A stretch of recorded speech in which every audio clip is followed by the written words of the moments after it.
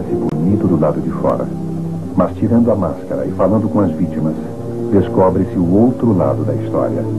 As evidências documentadas que você verá podem parecer incríveis, mas são todas verdadeiras. Quando tiraram minha família, eu não tive mais razão para viver. Tentei o suicídio. Graças a Deus eu não consegui. A parte mais difícil para mim é que fizeram meus próprios filhos voltarem-se contra mim. Mas você sabe, a lavagem cerebral dessa organização é incrivelmente eficaz. Em defesa de um número crescente de vítimas, Ed Decker e Dick Bear, vítimas também dessa poderosa organização, consultaram um escritório de advocacia sobre se entrariam com um processo contra ela. Sr. Bear, Sr. Decker, estamos tratando aqui com o quê? Trata-se de uma enorme organização, uma companhia de bilhões de dólares com propriedades pelo mundo inteiro, cuja influência espanta. Temos registros de muitos lares que têm sido destruídos por essa gente. É um dos grupos mais enganadores e perigosos do mundo inteiro. Eu tenho provas que o ligam com o ocultismo, com o satanismo... Sr. Decker, eu não duvido de sua sinceridade, mas eu acho difícil acreditar nisso. Na realidade, essa gente orgulha-se muito do seu senso de unidade familiar, como também em uma forma notável de retidão moral. É parte do incrível engodo. É o que precisamos desenterrar. Nós precisamos desmascará-lo mostrando a verdade.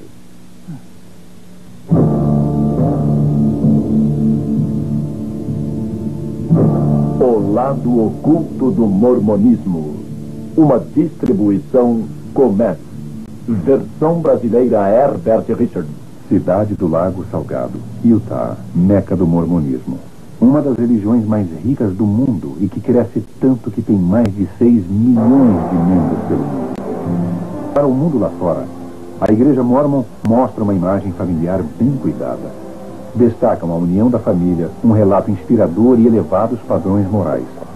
A Igreja Mormon, conhecida como a Igreja de Jesus Cristo dos Santos dos Últimos Dias, ou SUD, envia milhares de missionários por ano para propagarem o mormonismo pelo mundo todo.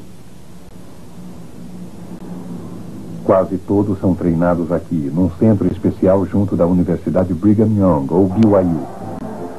Para a maioria de nós, os mormons parecem cristãos verdadeiros, vivendo aquilo que creem. Dr. Harold Goodman, professor da BYU, ex-bispo mormon, atualmente um presidente de missão na igreja.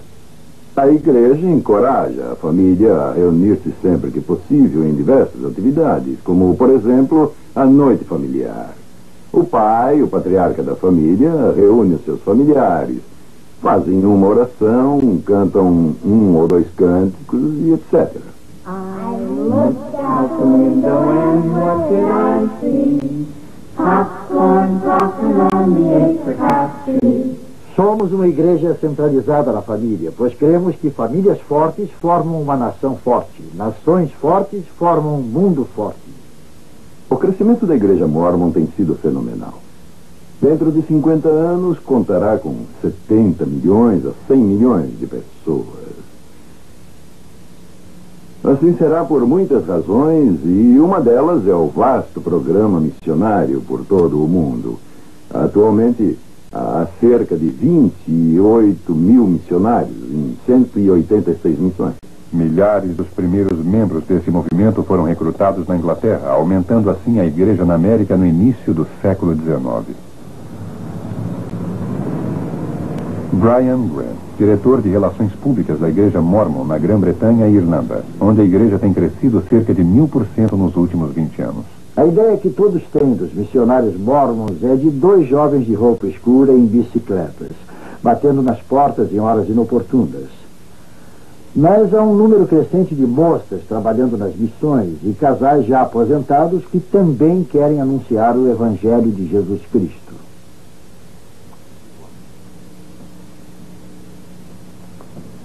Muita gente tem se unido à igreja, creio que é por causa dos princípios do Evangelho, que os faz entender quem são, quem foram e o que poderão vir a ser. Jim e eu viemos de famílias cristãs bem sólidas. Conhecemos o mormonismo através de um dos sócios de Jim. Eu sempre tive a ideia de que um mormon era alguém que andava vestido de preto e tinha 16 mulheres. O que não é verdade, é claro. Essa gente parece cristã. Todos os cristãos que tenho conhecido possuem esses mesmos atributos. São gentis, bons, amorosos, voltados para a família. Tudo quanto eles fazem gira em torno da religião. O povo da igreja mormon é tão amigável. Eles me conquistaram através de seus bailes. Os meninos da escola me animavam dizendo: que bom você está vindo para a igreja mormon. Me fizeram entrar na igreja através de seu programa social, que é fabuloso, com aquela sua atmosfera familiar. Minha família foi destruída, então entrei direto. Os jovens certamente são a força da igreja no futuro. Por isso, temos classes para os jovens aos domingos. Há eventos atléticos para a nossa juventude e encontros sociais, onde eles se divertem, dançam.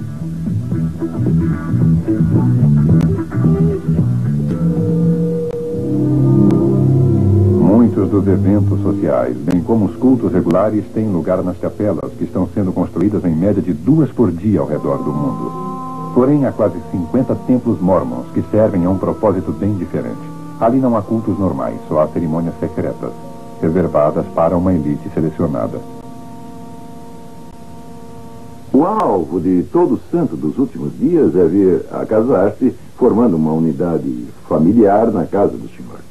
Ali ele receberá as bênçãos sagradas que finalmente lhe permitirão, se ele for digno, de habitar na presença do Pai Celestial. Nem todos os membros da igreja vão ao templo, e isso talvez chegue a surpreendê-lo. Para poder ser admitido ao templo, é necessário que se receba uma recomendação para o templo. É necessário uma entrevista que seja satisfatória com o bispo e com o presidente da estaca. Ali, ele ou ela é interrogado quanto a certas questões muito pessoais, sobre seu valor, moralidade e se é dizimista integral. Somente assim poderemos estar com nosso Pai Celestial. Sem isso, não poderemos chegar à sua presença. Ao ser admitido no templo e aderindo a várias regras, tais como abster-se de chá e café, doar uma porção substancial do salário à igreja mormon e trabalhando de graça para diversas organizações da igreja, o mormon digno pode tornar-se ele mesmo um deus na vida por vir, governando o seu próprio planeta com um bom número de esposas deusas. Assim você pode ver por que o templo é tão importante para nós, os mormons. Porque quem for digno de entrar no templo, recebendo ali as ordenanças e os convênios e guardá-los, finalmente poderá tornar-se o próprio membro um deus. Antes deste templo recém-construído em Seattle ser fechado para todos, exceto para um grupo seleto de mormons, os visitantes puderam dar uma espiada por dentro do mesmo. Para muitos desses mormons que vieram de milhares de quilômetros de distância e ficaram na chuva por várias horas, essa pode ter sido a única vez em que puderam entrar num templo mormon. Quem é Deus Pai para você? Ele é como eu, você, como todos na face da terra. Então ele é um homem? É. Como ele tornou-se Deus? Ele é perfeito em tudo. Então, se formos perfeitos, poderemos ser como Deus? Sim, senhora. Os deuses e as deusas mormons, conforme dizia Joseph Smith, outrora eram apenas humanos, como todos nós. Porém, esforçaram-se e tornaram-se deuses. Há supostamente bilhões desses seres altamente evoluídos no espaço, governando seus próprios planetas. Isso parece ficção científica ou mitologia grega. O senhor acredita que a maioria dos mormons crê mesmo nessas coisas? Sem dúvida. Claro. Floyd C. McKelvin, autor do best-seller A Ilusão Mormon. Eles creem que Deus progrediu eternamente e que antes ele foi um homem que se tornou Deus. Daí vem a doutrina deles de que todos podem evoluir e tornar-se deuses. Por exemplo, no livro Regras de Fé, há uma citação de Talmud que diz: como o homem é, Deus foi. Como Deus é, o homem poderá vir a ser. Portanto, toda a doutrina deles deriva-se da ideia de tornarem-se deuses. Eu acho que deuses e deusas não voam até os tribunais. Os jurados têm a responsabilidade de mostrarem-se céticos. Precisamos dar-lhes informações que contenham algum fundo de verdade. O que os senhores estão dizendo, eu acho que eles não engolirão isso, não. Eu engoli por 19 anos. Você precisa compreender a estranha crença dos mormons que gira em torno do casamento celestial. Eles creem que a divindade deles está ligada à exaltação eterna mediante o casamento e a unidade familiar. A igreja mormon ensina que se eu quiser ser uma deusa, eu preciso me casar com um homem mormon vinculado à igreja. Sem um marido que me leve ao